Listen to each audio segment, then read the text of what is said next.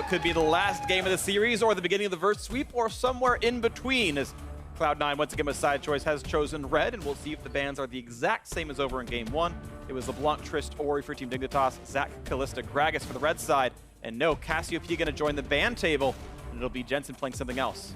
He's had his fill of the Syndra Cassiopeia matchup. Maybe they're gonna try and continue to focus down onto Keane, and they've kind of identified him as an area that they can, you know, make some gains in. It's not always, oh, we have to attack the biggest problem from the enemy team. It's where can we see the biggest difference? Yes. You know, even if it wasn't the biggest factor itself.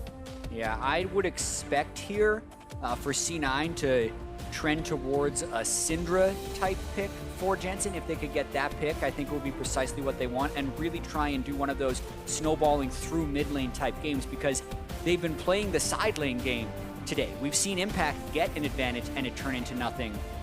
And we've seen Sneaky even get to late game Twitch in game 1, and that also turned into nothing. So bread and butter, what got them their wins in the regular season? Almost always playing through mid with Contractz and Jensen. And while Cassiopeia can be great in team fights, it doesn't give you that kill pressure in mid lane that you might want. So this draft ends up being almost identical to game 1, except that Dignitas took over the Zac ban, and that means Orianna's left up for the first time all series. Dignitas might still go back to that first pick Jarvan, but again, this is a squad that banned away Orianna in both their games. Afraid of Jensen playing it, we'll see if he even wants it. Cloud9 might continue to replicate more of these picks. Sneaky got crit few too many times in those last team fights with the Twitch opening up right next to him, and now he wants to try his hand once again. See maybe if he alters his build a little bit to get that earlier Infinity Edge spike or not, but they're definitely going to go a bit earlier here with Contractz being able to grab up the Elise, and that does enable a mid lane camping playstyle if they so choose to go for it. Yeah, Syndra locked in right away for Keane. That's the 3rd game in a row he's going to be playing that, but it will be into a different matchup. And no matter what, Jensen has counter pick now. Cassiopeia and LeBlanc are off the table. There you go. Into Syndra. You wanted some Contractz, Jensen, early game power. There you go. The Elise plus the Lucian is a tremendous amount of kill pressure, no matter where you are on the map here for Keane, even if he's by his turret. So he's definitely going to have to watch out, and we'll see what Shrimp does as far as vision control, because he has actually been quite good at you know, securing at least one side of the mid lane for Keane to kind of try and hover to. All right, well, the picks and bans continue on as Shen is off the table right now. Wasn't what Cena had banned last time around, but of course the champ select now very different from before. Jensen certainly on something a bit more proactive, might see him get around the map a bit more and look for those side lane plays. And we keep asking, when will C9 deny the Maokai or control it for themselves? Because they have the opportunity to do either here. They have the first pick in the second rotation, as well as having top lane bans left to spin. And the efficacy of the front line has been one of the biggest things here for Team Dignitas in winning their 5-on-5 fights. We keep saying that their 5-on-5 has been so good. They've been able to shot call their way up to the points where they can converge on these 5v5 team fights, but the crowd control and the front lining has been outstanding for them. Currently, Cloud9 have no front line to speak of whatsoever. And we're definitely going to focus on that half in the second part of the draft phase. I feel like this Cho ban leads to the Maokai first pick. I don't think you'd ban this champion for any other reason than, yeah, there's that ban out of Team Dignitas, but I think that would have been what Ssumday would have gone for if Maokai were grabbed. I think that was the plan for C9. It doesn't make any sense otherwise. And now they get to pick a different frontliner. Shen is gone. Gnar is up, though it did not win last time around. Nautilus got some buffs, but is probably perceived as a bit weak still. What goes top lane? It is going to be Gnar. I think that, yeah, I still think that Impact's Gnar was extremely effective, and he was winning in CS even with the early ganks. They weren't able to transition into a game victory, but Gnar was not the problem. Yeah, it gives them 3 auto attackers here as well. So a lot of turret pressure if they can get a lead to try and snowball over with. It also means the Team Dignitas could still want to try and get something really tanky up in that top lane, but with the main bread and butter tanks being banned away, Cho'Gath, Maokai, Shen, all off the table, I have to see what they go for. I think Kled is playable, or you run something else into the jungle and leave Jarvan in the top lane. It's not a terrible matchup, but a bit more difficult maybe. Thresh can be picked up for the support role. Of course, C9 gonna save their support for last. We'll see what duos with Sneaky a bit later on to this one. Team Dignitas need that top jungle flex, and they go Nocturne! Whoa! Nocturne gets picked up And I'm not even sure if it's definitely in the jungle, though you assume it's going to Shrimp. Yeah, but what? Okay. Nocturne? All right, That wasn't even on the radar. No. He turns off your radar. That's what his ultimate does. I want to see if he's actually going to go lethality because there are so many options. We talked about this backline here. Twitch and Lucian are definitely viable options for an assassin Nocturne to go for. Or is he just going to go the semi-tanky Black Cleaver that we're kind of fairly used to with Nocturne? I think it's a Bruiser Nocturne with Warrior to start would be my guess. Kobe's trying to look up solo queue and stuff right now because we're wondering where this pick come from. This is such a hidden pick. No one has been playing Nocturne. We'll get our stats to check the last time we saw him in the NA LCS. We saw one game of him at Worlds last year. So here are some of the pros of picking a Nocturne and why you would want to pick Nocturne is the ultimate separating people in a team fight. One of the big problems for Cloud9 has been these team fights. Now they have this Twitch and Lucian that are fairly squishy, are going to have to remain mobile.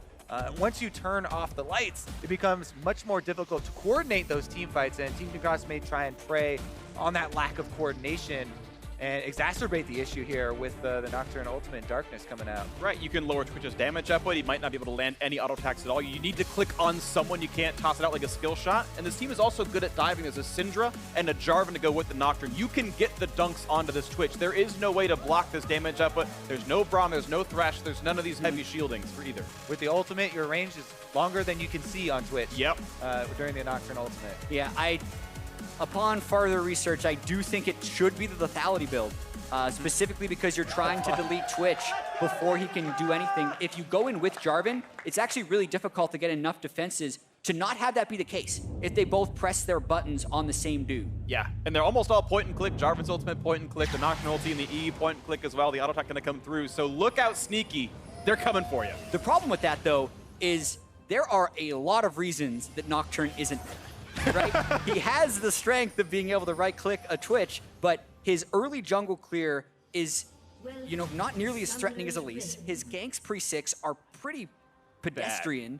Yeah. There's not that much going for him early, and Team Dignitas is going to have to weather this Elise storm. Again, though, what is going for him, there isn't a tremendous amount of peel here for Sneaky or Jensen.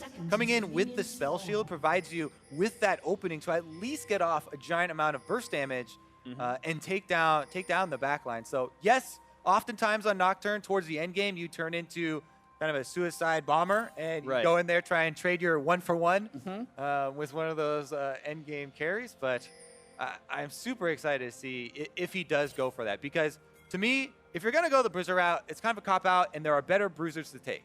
Sure. Unless you're only taking him for the ultimate, for the darkness, for the team fights, there are definitely better bruisers to take, and would be advisable to get some lethality. Yeah. Go for the Duskblade one-shot out of ultimate. Yeah. That's the strat, we think.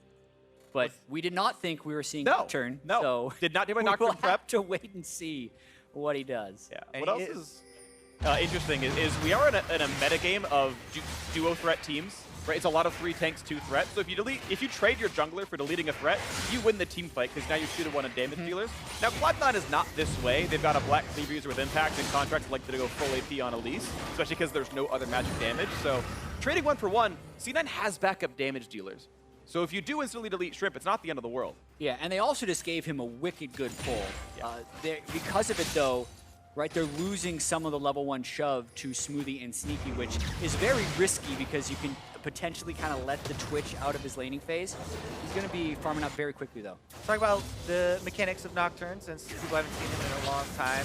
Definitely is, or was, one of my favorites in a past life, I guess. One of the big things is flashing early to ensure that the enemy cannot flash out of your tether for your fear there. You can see it on the Scuttle Crab.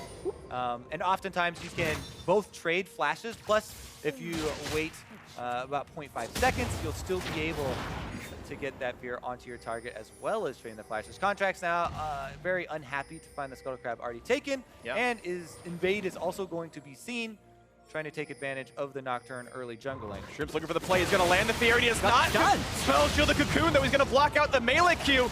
Repel to buy some time. He's going to get to the Blast Cone, and Impact's going to try to buy some time to knock out Ssumday.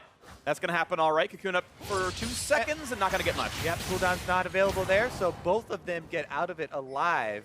Keane in the mid lane, again, he's always dealing with this super aggressive Jensen. Contractz returns Wants though. more. Is he's gonna flash! He's gonna go for first blood! That was awesome! Contractz gets the kill, and he takes the camp away too. Incredibly sick gank there from Contractz in the jungle, taking advantage of the ward he placed earlier. Shrimp did not account for that ward, was not tracking it, did not see him put it down. And this is going to be some counter jungling afterwards. The early pressure of Elise doesn't even go into influencing the lanes. You want to be able to spell shield the cocoon on Nocturne for your safety, but when he gets him out of fog like that, twice in a row, he gets a lot of damage to start and then can flash over the wall to finish. Just big plays by Contractz. Walked in for the ward, but Smoothie tried to Power Fist out of the Lantern and tried to mind game when the attack would come through. Power Fist a bit late though, gets out. Remember, he wards over the wall at So first. he never saw him put it. And never saw that ward. That's why he could not account for that ward. He did not know it was there. You can't really blame Shrimp for that, repeat. And man, it was just an amazing play here by Contractz. Shoots a cocoon, flashes over with it, so he knows it Doesn't hit the Scryer's Bloom. 0 time to react here for Shrimp. Yep. I think the cocoon came from his old position. It seemed to come from behind Contractz. Yeah, you don't reposition your cocoon by flashing. It's not like one of the flash extendable summoner spells. Either way though, you're gonna see this top lane get pushed in. Good gonna do a small farm lead for Ssumday as he clears out the wave, but Impact looks like he's gonna recall off of this one. Shrimp gonna go in. Of course, he still has flash. Can they find this one? But Jensen hugging the top side of the lane. Gonna get stunned up though. Is there gonna be a play? No, they're not gonna bring a Nocturne. Shrimp's early gank is so underwhelming. He would need Jensen to almost dash flash in to have any type of effectiveness on Nocturne. I think he was basically just waiting because he just cleared his 2 camps and was there for counter. Yeah, definitely setting up for the counter gank there.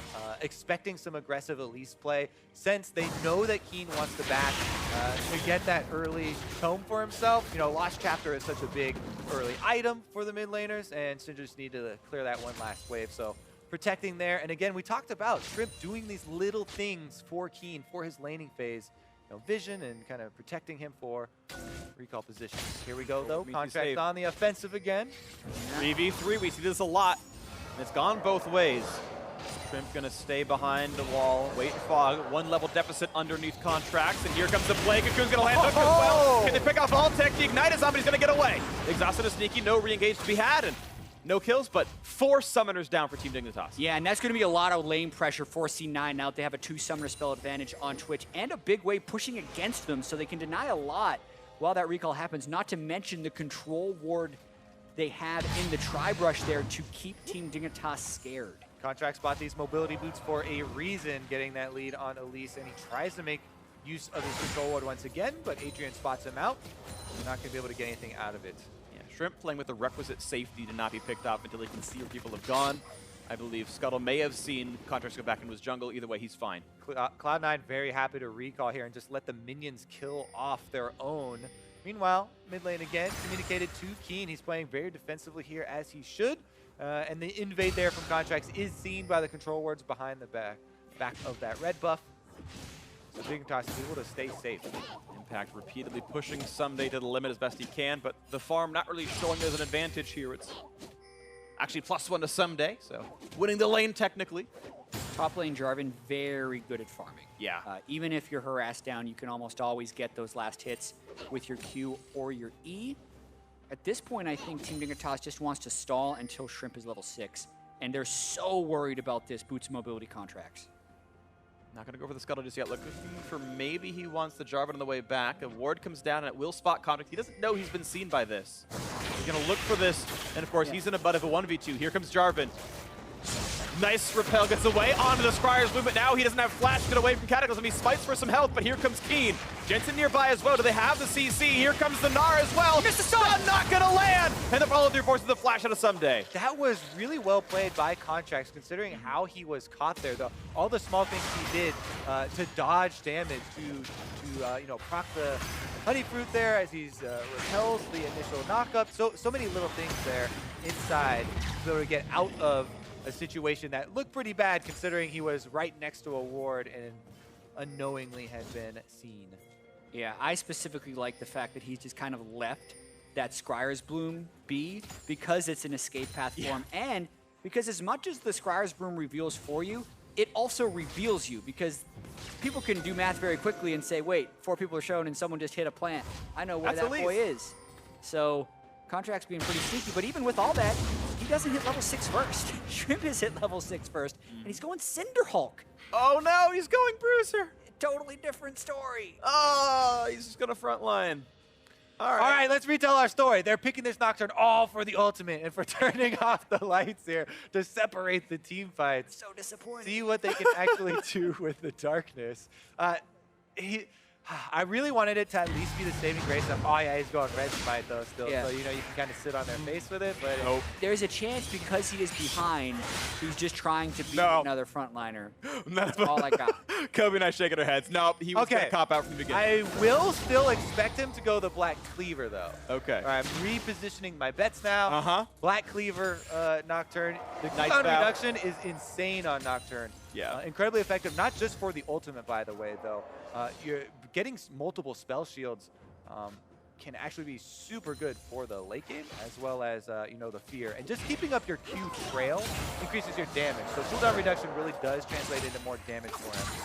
Yeah, and once Nocturne is level 6, the counter ganking just becomes so much more potent against an Elise, especially an Elise who's gone boots of mobility, because Elise can get there, start the gank. Nocturne enters from within his own jungle oftentimes. Rank 1 ult not that long, but as far as effectively where it feels like it comes from, almost impossible to ward for Nocturne. Yeah. We looked at the option for a bot lane, didn't go for it here. Quick blue hand off to Jensen. You saw the opening, and if there was a hook or a flash play, he was there for it. Just going to take his Krugs down. And again, this 1 level lead is going to maintain for Shrimp. Actual gold, 500 apart. That's basically what you get for a solo kill first blood, so no major differences here. Jensen trading blows and not winning by as much as he was before against Keane, so this matchup staying a bit close. Once again, Shrimp waiting in the bot side of the map. There are no other camps to kill, so nothing else to do much. They're looking for an opening here for Adrian. If he can land... Oh, he does! Here comes the ulti. The lights are off. They're going to look for this one, but the camouflage comes across. Going to block that shot. Is Smoothie TP going to come in and cancel out of Ssumday? Ooh, that means you can match with impact if you want. There it is. 4v3 hook in. They bought some time. They're going to go for a Shrimp, but a lantern buys them some time. The re-engage comes across. How close to Gnar? How close to anything? Not going to find too much just yet. The flash to chase to get the kill, and here comes Jensen. All 5 in the bot lane. Looking for Shrimp. The flash, the autos, the kill comes through. 2-0 so far. When they find for more with Sneaky jumping into this one, the re-engage on the backside, they picked off the Elise, but the trade come in all the same, and 3 kills for 1. Cloud9 win in the bot lane. Now they're going to stick around and try and get that first turret bonus gold as well. Ssumday is going to have no choice but to continue to push on the top side and eventually get that one, but the bonus, again, going to go over here to Cloud9. Big opening in the early game. Yeah, a lot of things happened in that fight. The teleport canceled by Ssumday before Impact had started channeling, guaranteeing they can get the numbers advantage for the dive, as well as Sneaky flashing away from the CC chain. He waited for the Nocturne ultimate to connect, then flash. So that way, you could not follow through well with Shrimp. TP cancels because it wasn't going to happen for anything, and Contractz now coming in for the counter. Yeah, the timing on that flash was so good. There wasn't even an option to try and flash early into the tether of it. Sneaky immediately was able to get out of range. Then they continue the dive here. Jensen first to the roam, flashes in for his kill, but Keane gets off his ultimate already, even though Contractz flashes away. Doesn't matter. The balls are in the air, and they get 1 counter kill back for themselves. So one of the bigger leads we've seen from C9 now, 2,500 gold, only 12 minutes in, plus 2 of those kills go to Jensen as far as C9's ability to play through mid lane in order to win games. And a big part of the reason that gold lead is so big, Ssumday wasn't even able to get a lot of damage on that top turret. So they didn't answer back with the objective after the play either. Kills and big objective going Cloud9's way. So turret gold to Sneaky. He's going to feel good about this one. He's still going for the Ruin King build, even though he didn't have as bad of a landing phase as last time it felt like. Though it's the same matchup, I think, it just wasn't quite as bad this time around, but still going to go for the slightly less hard scaling build. Shrimp going to grab his red buff without much issue, and Cloud9 going to sit on this 2,500 gold lead a bit longer, hope for the next play. As far as me as well, when I'm facing something like Jarvan Nocturne diving, it always makes me feel a little bit better when you have Blade of the Ruined King. Sure. Yeah, even though you're not going to be able to crit them and get them off you as fast, you know, a little bit of speed and whatnot goes a long ways. This is one of the games you might actually consider Ninja Tabby, but not going to be the case here. Going for the Zergri is already done, of course, is that item. Altec not too far from IE. Scuttle Crab goes to Sneaky, and they're going to stay bot lane for now. Yeah, and I think this is where Shrimp wants to try and make use of that down flash on Sneaky. If they can go in one more time, they're going to do so. It can't be natural teleport this time. They would hope to win a 3v3, but with their turret down, C9 actually not even needing to push through too far and playing this one smart. Yeah, they are. There's very small windows you get to survive in. Right there, they were smart in not going for the next wave, not going to push it past the river. Just take the safe farm, grab the 13.5-minute Ocean Drake, and the team around to make sure it was safe. And now you got to watch out for the fact that there's a TP disadvantage because Ssumday canceled. He has a full 65-second lead on his TP being up, and Impact's is not. Cloud9 needs to play around that. Bottom lanes, beware. Also, yeah. Cloud9 bottom lane doesn't have even jungler on that side of the map, so this could be very effective. This gank off. Okay, here's the Nocturne into the front line. He's going to look for this one on a Sneaky. The Fear's going to land, and of course he can reveal the camouflage and an easy hook to land off the Fear. The hit confirmed. There was literally nothing Sneaky could have done. It was impossible if he walked into the lane at all. And he did, and the kill came through to Altec. Yeah, that was what they were trying to brute force, and they did get it. So ultimate use, flash use, they get the kill. But if they turn it back right here. Exhaust on the front line, they're gonna go for this, and the damage is there. Oh, but Keane turns it back. They don't have it. He tried to give the kill away. The calling, not gonna land the bolts. He's gonna die almost to the turret. Are you kidding me? Keane should have died. Oh, always use your ignite. Not gonna be the case. Cloud9 still will pull, push Ssumday off the top turret and get that one, but oh man, Keane does not have to go down. He does not have to pay for that bottom lane gank with his life, and Dignitas very happy about that one, regardless of this, large Cloud9 gold lead. Yeah, there's still a lot of control in the game right there. It looked like Smoothie and Jensen thought that was a for sure kill, so that's why he wasn't ignited. He did not want to KS. Keane gets the stun and uses the move speed from heal to help juke out on the culling on top of it. What a miraculous escape. All right, watch the fight in the bot lane again. Nocturne Fear. They know that, yeah, Adrian's going to flash for that one, no problem, because the Fear, you're going to run away in a straight line, easy for him to land it, and it's pretty much a guaranteed kill as soon as they saw Sneaky in lane, because Sneaky does not have a flash, and there's no escape for Twitch. Yeah, no way out is all, and as long as they land the hookup during the Fear duration, of course they were fine with that one. Shrimp pretty standard, has max the Dustbringer, his Fear is getting max second. Duration, I believe, does still scale with rank, although I haven't played Nocturne in a while. Probably still does. Yep. 2,500 gold lead still remains. Cloud9 have yet to lose a turret. They did not yet lose bot lane, though it's low. They've swapped their teams around as the Drake is gone. Their duo is going to stay topside. Impact going to shove down through the bot lane, and we'll see if Rift Herald is picked up at some point. Yeah, still a lot of control for C9. Those 3 auto attackers that we talked about trying to chip down the turrets. And at that point, it's about staying alive from the ganks or just roaming with the Blitz and the Elise, right? They have pick comp written all over the Blitz and the Elise. See if we can find more. Sneaky can stealth through the wards, but careful because Adrian and the Co are around. The hook's going to land on a Contractz. Could survive this though. Adrian not long for the world. Smoothie makes sure the kill falls this time around, pops the ulti for it. A couple of cancels there on the teleports. They'll return down. Oh, actually, Impact is roaming up towards the mid lane, so maybe Cloud9 kind of converge there as Contractz is coming in from the jungle. They know that Keane at least doesn't have his summoners from the last engage, even though they weren't able to find that kill. Oh, this is huge. They know Shrimp isn't here. The tables have turned. We dive. Stun into the follow-through. Look at the burst damage there. Cinder Hook, Ninja Tabby or not, he's deleted. Payback for Contractz not checking the brush on top lane in the previous game in the series. He is now the one lying in wait. And the Spider does find a kill. It's not Keane, and Keane will now know, of course, that multiple people are on the way. 3v4. Is there a play to be had? The hook. They got to play around that rocket grab range. The cocoon might have actually meant that as well. Almost going to land the death sentence from Adrian. Good chunk out of the boulder toss. But out they go. Cloud9 just getting away with that one kill and a bit of turret pressure. Yeah, and they're the ones with the tools now. They have upgraded Sweeper onto Contractz. You saw his damage potential onto Nocturne, who's just going a standard tank build that you would do on any tank jungler.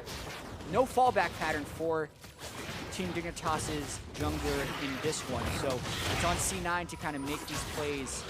And we didn't see the turret trades happen this game either, right? Team Dignitas couldn't switch out and start that turret trading rampage into a big team fight. They're trying to scale up on Altec, but he does not have a gold lead onto CP. Definitely C9's best 18 minutes of a game this series for C9. Yeah, it definitely C9's is their best best. 18 minutes. And it's a complete reversal of how the junglers have gone. Every single Shrimp scoreline has been something very small and like 75 assists every single game, and it's been Contractz with 7 times the death as kills this time around. It's Shrimp having a very rough start and not turning it around. Top lane pressure with 3 right now. A lot are roaming up to this. Yeah, we gotta get out. 500 damage in a Jensen. Cocoon is going to get through it. Thank you, Contractz.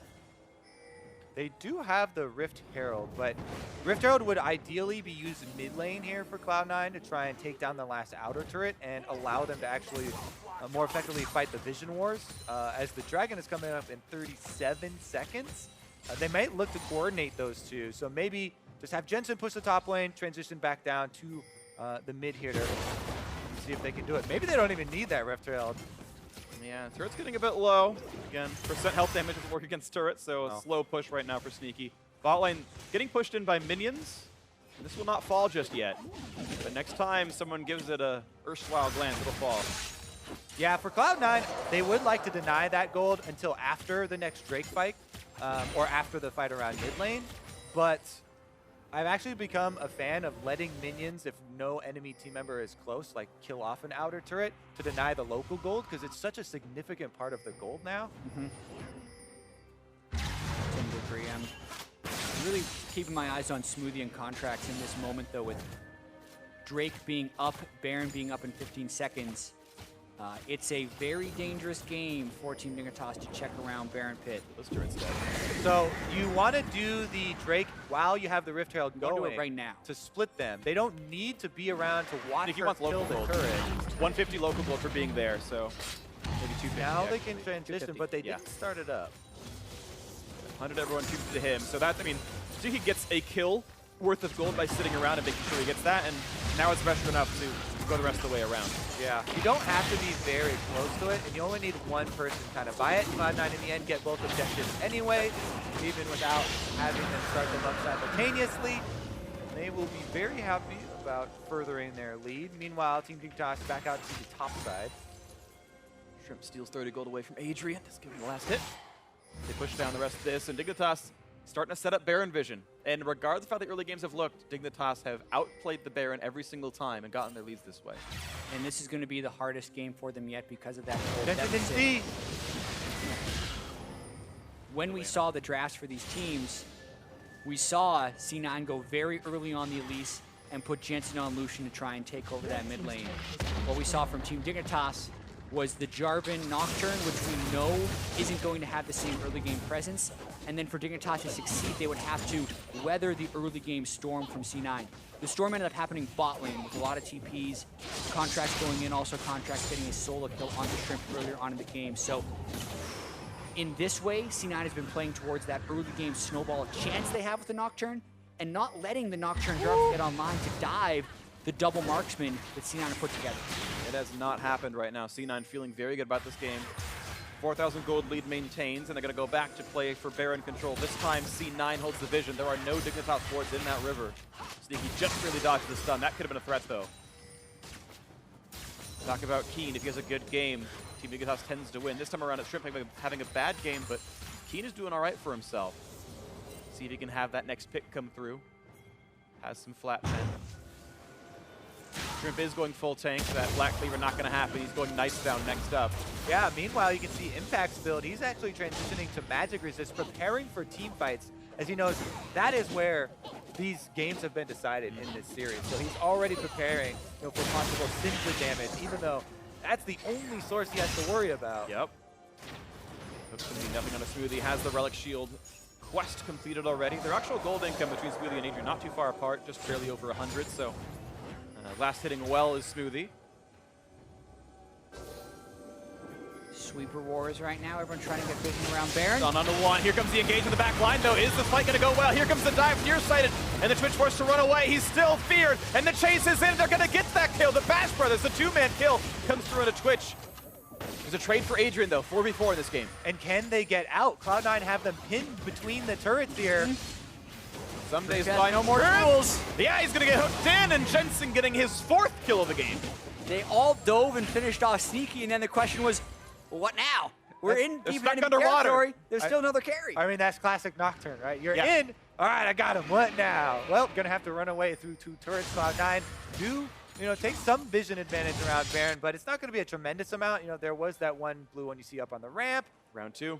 Yeah, they could be doing Baron. There's the chain of CC. And the first damage is there. He is simply not tanky enough yet. No magic resist, and he falls down. Ooh, look at this damage to the Altec, though. And impacted half, but that is now 3-1, the kill chain. Yeah, and this is a play that C9 can keep running. The vision control around Baron with the lead, Elise and Blitzcrank. Every time you have a numbers advantage, even if Team Dignitas check, they don't have the clean team fight. And Dig is just trying to play this game, hoping C9 does it wrong. Oh, they're gonna land another one. This could be Adrian falling again, but be careful. The rest of the team coming across the flash knockup. Looking for Keane, not gonna find it. They are gonna get Adrian, though. 1 for 0. And Cloud9 again able to disengage. Another kill here, though, as Cloud9 are able to continually pick off some extra gold from Team Dignitas after that fight. The kill on the sneaky kind of was very, very lackluster. Yeah, they do get him. They do get both summoners, but then there are like 3 more trickling in kills for Cloud9 afterwards. Yeah, the flash flay by Adrian did want to start it off well, but they just don't have the burst damage to make plays like that right now. They've gone full tank on the jungle and just the Black Cleaver and a Bramble Vest on the Jarvan, so by no means do they have the burst necessary to have those plays work. Smart flash boomerang by impact there, by the way. Broke the spell shit so the hook could even land. Otherwise, I think Shrimp actually would have lived because that was the only engaged tool left. The only CC left in the squad, but of course the kill did come through. Cloud9 will see what's up next. 1.5 minutes still towards that next Drake. The Ocean lets him stay on the map quite a bit longer. You can see control wards in all 5 inventories. We got the gold to spend for it. Certainly this is the right choice. We'll see if they can take and maintain control over the Baron area. Altec almost at a 2nd item now. That is close to being done. Not quite the combined cost. Siki does have his Hurricane completed though, so can definitely shoot out a front line successfully.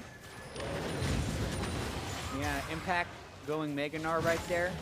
We have seen Team Dignitas play very well around the Gnar transformations this series. Yep, and now he's mining. This is one of those small windows that Team Dignitas could choose to use if they wanted to fight. But the vision deficit makes it hard. Dark Spear is still being spawned by Keane. Trapped to the left-hand side. They're trying to zone out the squad, but there's still a room in there. And that could have been a danger. Jensen's going to be fine, though. Doesn't get hit by the hook. Now looking for the next play is Smoothie. And he's going to find the hook on a 1. The flag is up, but the kill is going to go in. Ssumday going to fall. Re-engage coming across. Look at the chase in by Jensen, just pushing in and getting the kills. Altec, 2 for 0. What you gonna do? You get hooked, you don't have the ability to team fight, and then Jensen just walks up to Altec and kills him. Altec doesn't want to burn flash because he wasn't close enough to the team. Jensen would have just flash followed. That was a long-range hook there from Smoothie as well. Even though they didn't win the last one with Blitzcrank, he was very accurate with the hooks. He gets a pull, they have some chase down kills, and that is a Baron buff for Cloud9 and another pick! And Adrian just says, guys, they're doing Baron, I promise. Cloud9 striking back in this series. Smoothie walks that side here, grabs the first kill, but then Altec also walks up and away from the lantern. He has The flag from Jarvan was on it as well, but that is about it, and that's screw you up. even on your team. And Yeah, I think that shouldn't screw you up, but well, unless you're like, oh, that's just a flag, and it doesn't. I don't know. No longer No lantern recognize anymore. it. It's the It's just disguise. a flag. I can't click on a flag. Only Jarvan could do that, but it's the way it came. And so Cloud9 finally showing a good mid-game in this series, though. Dignitas has been the Baron has been the Dignitas objective this entire series. C9 kept the vision control. This time they used their early game lead well, and now the siege can continue. And the playmaking of the Elise and Blitzcrank has been huge, whether it's Cocoon to hook or the other way round. It is preventing Dig from ever getting the clean team fight that they want, and now they're kind of at this point where they got 2 really strong carries to follow up on the initiation. Cloud9 were in the finals last split. They expect to kind of be there, and they're having to fight their way out of a 2-0 deficit here very early on. Making a strong showing here in game number 3 to try and continue the series, though. Yeah, we talk so much in this last year of LCS about parity, because we've seen the top teams have bad early games. Or last split, we're thinking someone would knock off TSM or C9 and we wouldn't see another TSM C9 finals. When playoffs happen, C9 pretty much 3-0'd their way to the finals, and as did TSM, and it almost seemed like they had plot armor to the parity conversation we had been having. And the experience does matter in a very big way, especially when you're in these playoff situations. And we can see Team Dignitas came to play today with this 2-0 lead, but C9 bouncing back strongly in this third game, switching up their strategies, going for more early playmaking, not being dissuaded with the failures of the first 2 games, and being willing to pull the trigger, has them in position to push this to a 4th game. Jensen's been pulling the trigger. 6-0-4 on the mid lane Lucian, by the way. That's the AD carry that you need to watch out for. Ooh. The next one is Keane getting shot at, but snooted maybe, but he's going to be okay. Knocks back, Jensen gets away with it. Did lose his heal though, Keane down to Summoner. And the Cloud9 siege can continue. 1:40 still on the most lengthy of Baron buffs. Sneaky getting some free time to shoot the turret down, and yet there is no defense to be had. Turret's going to fall in the mid lane. Cloud9 looking to make this one happen. Not yet 30 minutes in, looking to break the inhibitor wall. Mid lane still under fire. Keane keeps summoning Darkseers, barely dodges Cocoon. And it's going to be Impact going and finds the stun on the one. They're going to just knock him down. The flash engage was there. No mid laner to be had, and C9 not going to wait for more. They're going to close the game out, or hope to right now. Looking for the next Cocoon, not quite going to hit Trip, but maybe the engage to be had on the Contractz 5v4. Hook going to go a bit wide for both these supports here. And now Cloud9 go back down to the bot side. They've got a second turret to kill, second inhibitor to follow. Still 30 seconds on a Keane. And still Baron, so even if they don't end, they're still getting a lot of objectives down right now. 2 inhibitors down before the 30-minute mark. They want more. 20 seconds. 5v4. Nocturne pop. Near side it is here. They're going to wait in the front line. First turret's going to fall, and nothing popped by Shrimp. He tried to scare them, but they weren't afraid. 10 seconds now on the Keane. Will they wait for this, or will they wait to fight on the turret? It's going to fall in a few more seconds here, and it's going to be a 5v5 in 3 more seconds. The duck comes across for a sneaky, staying alive. They don't get onto the back line. A quick fear back, but the hook is in, and they found Altec, and Dignitas unable to fight with carries. Altec falls right as Keane respawns. The Unleashed Power is not the kill as well, and Cloud9 gonna answer back. They're gonna kill the Nexus. They're gonna get the first game of the series. Backs against the wall. They've got to do it 2 more times. There was a reverse sweep earlier this morning that most people watched as well. Cloud9, first step in theirs here. Yeah, and when looking at this series now, with 3 games in the books, games 1 and 2 were very close. There was moments in the game where you could see those going either way. This one was pretty much C9's from the moment Contractz killed Shrimp in Shrimp's jungle. Yep. They never relented the control, consistently made plays, and won this game 30 minutes, 15 kills to 3. And it's fitting with the mid Lucian pick, went 6-0-6. Relentless Pursuit is the name of the game here in this one. He did well for himself. Contractz, yes, that first blood was great. He started preying on the jungle, but they were able to get themselves in the bot lane fights.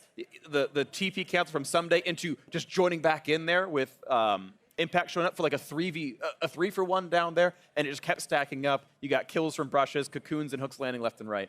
The real loser here are Nocturne enthusiasts. Yep. Nocturne finally makes a triumphant debut in. If you're playing Cinderhulk Knight's Vow, gets first blood in at like carrier for that. I mean, yeah, that's we too bad. also got to keep in mind, right? How is this going to play on Team Dignitas' mindset? Yeah. They have beaten C9 in games, but not never in matches. The clincher has been the problem. They are now 0-5 in match winnable, like match deciding games point against Cloud9. They're 0-5 in match point so far this split. We'll see if it continues. Right now, we're going to hear more about Cloud9 picking up that win with Dash and our analysts.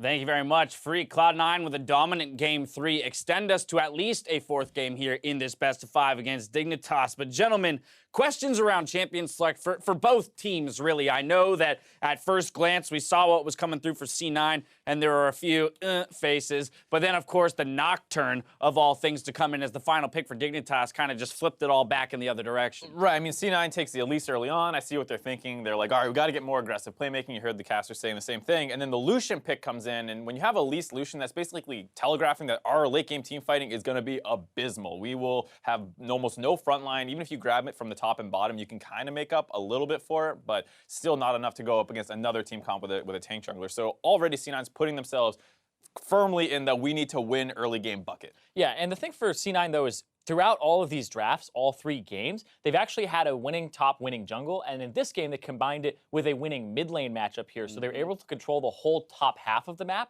and then they had the insurance policy on the bottom side of having the Twitch. So when you're picking something like the Twitch, having a bridge champion like the Elise for the jungle is really good instead of picking hyperscalers like they did in the first game, in my opinion. And what's great is when you lose your whole top side of the map is to take a Nocturne. Yeah, I was about to ask you to justify the Nocturne. I realize that's a difficult ask, but where could this pick have come from? So there's very little peel on the side of C9. There's almost no one to stop you if you do ult, and then they're all very squishy. So if you get off the ground and you're a little bit ahead, you might have a field day here, and that I can kind of see where it's coming from, But that's where we return to your point about having losing lanes. How are you supposed to get off the ground when Elise can freely invade your jungle? Especially because it's not just like, oh, we have losing lanes and I'm going to get invaded, but you're going to do it against the most aggressive jungler currently in the meta in Elise. So it was just a really strange time to pick the Nocturne. Yeah, it's something I actually like that what Cloud9 did as their last pick was the Blitzcrank, because you could actually panic and say, okay, we need to pick Janna here and have disengage for the dive and keep Sneaky safe. But instead they say, we're not going to try to counter what they're doing. We're going to play our own game plan and have something that can stop sieges and accelerate the pace of the game for picks, because you're not really looking at people who are going to dive, you're looking at people who are going to control lanes, and then the Blitzcrank can show up and guarantee picks and kills. Right, index more heavily towards that early game. It showed the game ended in just 30 minutes and 26 seconds, so faster than both of Dignitas' wins so far in this series, although relatively quick games overall across the 3. I do want to take a look at one replay. It's the only one we have. 10 minutes into the game, Dignitas looking for a force here in the bot lane, but it's going to get turned by C9. I mean, here you see the Nocturne go in, you flash out of the ultimate, he's now useless in any form of a skirmish, the teleport comes in, gets canceled out. What's strange here is Ssumday kind of makes his way back into the top side, and it looks like he might be able to get in range to EQ this. I'm not sure if it's on cooldown or what. Either way, he cancels his teleport, which just tells C9, keep running, force this dive as hard as you possibly want. There's no one coming in to really clean this up. Yeah, and when I looked at that over again, it's kind of, he's losing that top lane matchup versus Gnar. So if they have the Gnar TP in, and his bottom lane completely disengages and nothing happens here, he gets turret pressure top, the matchup that he's losing ends up getting equalized because the Gnar is no longer getting CS and stuff like that. But the fact that they get so much off of that is just completely defining of that bottom half of the map. And so you kind of trickled your lead over. And Ssumday was kind of banking on the fact that he could kind of neutral top. Yeah, and it's just such a tall ask of a team comp like Dignitas put together for themselves. You see Jensen, huge damage numbers, did a good job taking over that game, as well as Smoothie finding a lot of picks when combined with Jensen. Just that range, skill shot CC that's going to find one person out of a team comp. Right, so we had some reservations around C9's composition and that they were indexing so heavily towards that early game and sacrificing kind of any notion of a late game team fight. But they played into their composition quite masterfully. I mean, this was a very dominant game and the quickest of the 3 we've seen so far. So that's definitely going to be a boost to the morale of the C9 squad. But let's remember, they still have to put together 2 more wins here in order to complete the reverse sweep and move on to the semifinals. Right, this is a game where after you see that Gnar pick and you are deciding what to do with the Jarvan, you can easily go for more of like a double tank focus, and then you just stack a ton of armor, and it makes it very difficult for C9 to win late game, and then you just try and weather that early game storm. Instead, the Nocturne plays completely into C9's game plan. So I think Dignitas has a couple easy adjustments that they can make moving forward if C9 wants to stick with this game plan. But the scary thing is just the mentality of C9 finally getting a win, finding some footing, feeling really good when they do it, and smashing so convincingly. Yeah, the thing that kind of doesn't sit too well with me in this series is that Dignitas, like I've said, I feel like they've kind of lost the top half of the draft in the last 3 games. It's been consistent, and being results-based, you're like, oh, the draft doesn't matter because they've won the first 2 games, but it's something that I think is a bit of a problem, and if C9 are going to continually push through top and impact, then that could be something that opens up the series for them. So Dig has selected red side yet again, so our team's definitely preferring to be on the counter-picking side when it comes to champion select. With that in mind, let's continue this discussion, though, around the top side of the map for Dignitas, so mid, jungle, and top side. Where do you make the change to get a more dominant top side of the map? Which lane do you look at? I think it's the kind of thing where you just have to find a way, now that you're on red side, to get counter pick for you, just because I like C9's game plan of basically giving Impact an autonomous champion. He will be in a favorable position at all points unless Dignitas specifically attack it, and then you try and do other things. I do like that idea, but it can be outdone where if you just are willing to take certain matchups at certain times. So if you ban the Gnar out and you end up in a tank matchup, Ssumday can obviously play a lot of really good champions into different tanks. So you might look at something like that, but it is one of those things like you're saying where they did lose the top half of the map, but they're getting great team fighters while doing it, and they usually end up in a mid game that's relatively even. Yeah, but we know Impact for like his tank play, right? And they're consciously not putting him on tanks. They're putting him on things that can win the lane and win the matchup. So C9 are very much so saying we need to win the top side of the map here and try to lock down Ssumday and keep him occupied, right?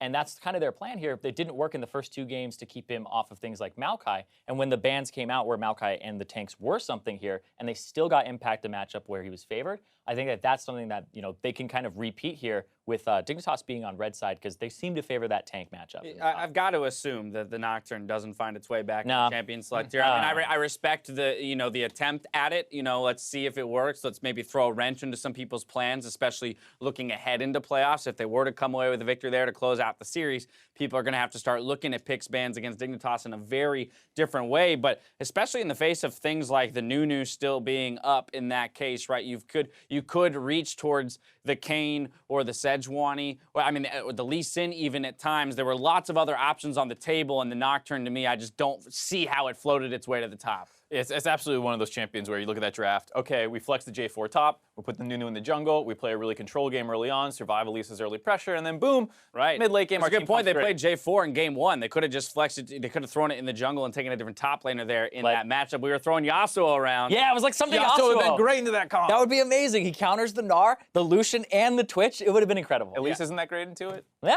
It's all right. We got another game. Perhaps we'll get it. Cloud9 were able to pick up their first win of the series. Stay tuned after the break to see if they can set up the reverse sweep versus Team Dignitas. Game 4 is up next. Don't touch that browser.